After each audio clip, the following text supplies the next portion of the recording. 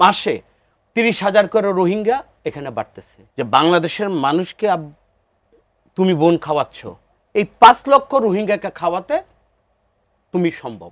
কামরুজ্জামান রতন, আপনার কাছে যে বিষয়টি জানতে চাই, গত মার্চে প্রধান উপদেষ্টা ডক্টর মোহাম্মদ ইউনূস যখন জাতিসংঘের মহাসচিব অ্যান্তোনিও গুতেরেসকে নিয়ে গেলেন রোজার সময়, তিনি বললেন যে তিনি আশা করছেন আগামী রোজার ঈদটা রোহিঙ্গারা নিজ ঘরে করতে পারবে।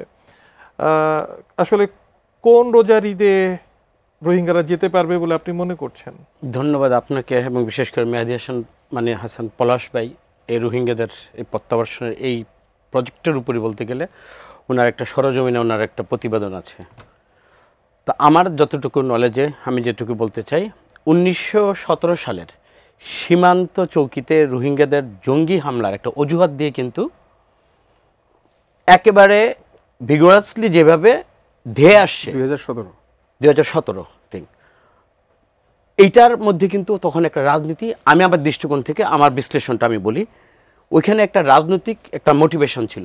তৎকালীন সরকার তার যে বিভিন্ন পাপের কারণে বিশ্ব পরিমণ্ডল এবং বাংলাদেশে সে একেবারে মানুষের যে জনপ্রিয়তার কোঠায় সে একেবারে নিম্ন স্তরে সে চলে গিয়েছিল। তখন তার ভিতরে একটা হয়েছিল যে আমার ভোটের অধিকার, বিভিন্ন জায়গায় যে সর্বোচ্চ রাষ্ট্রের প্রতিটা ক্ষেত্রে যে অনিয়ম চলছিল, এবং আপনি দেখেন এই অনিয়মের মধ্যে কিন্তু এই রোহিঙ্গাদের বাংলাদেশে আগমনটা শুরু হলো।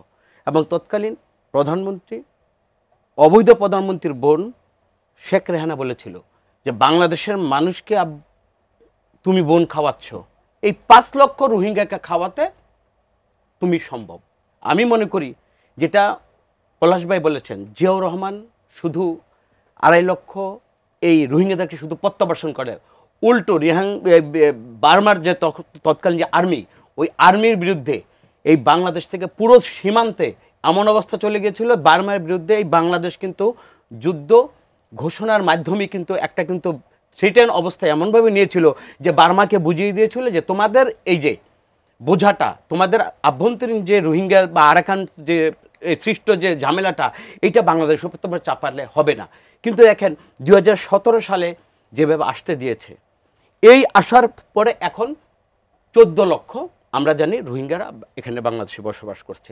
দেখেন তখন একটা ইমোশনালি কিন্তু সারা বাংলাদেশের মানুষ কিন্তু বিশ্ব পরিমণ্ডল এবং বাংলাদেশের সবাই কিন্তু দলমত নির্বিশেষে রোহিঙ্গাদের পাশে মানবতার যে একটা দৃষ্টিকোণ দিয়ে সবাই কিন্তু পাশে দাঁড়িয়েছিল। এখন দেখেন ওই আবেগের জায়গাটা কিন্তু এখন নেই।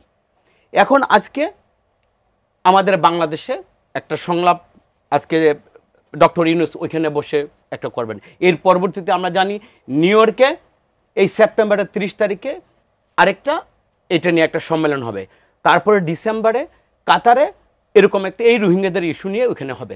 বিশ্ব পরিমণ্ডলে প্রথম থেকে যেভাবে একটা নাড়া দিয়েছিল সবার বিবেককে, এবং এই ইস্যুতে বাংলাদেশের পাশে থাকবার জন্য যেই ধরনের জিআরপি একটা সহযোগিতা, আমেরিকান একটা সেন্টার যার মাধ্যমে বাংলাদেশে এই সমস্ত রোহিঙ্গাদের অ্যাসিস্ট করার জন্য যে সমস্ত ফান্ড দিয়েছিল, এই ট্রাম্প ক্ষমতায় আসার পর ওই ফান্ডও দেখেন 35% কমিয়ে দিয়েছে।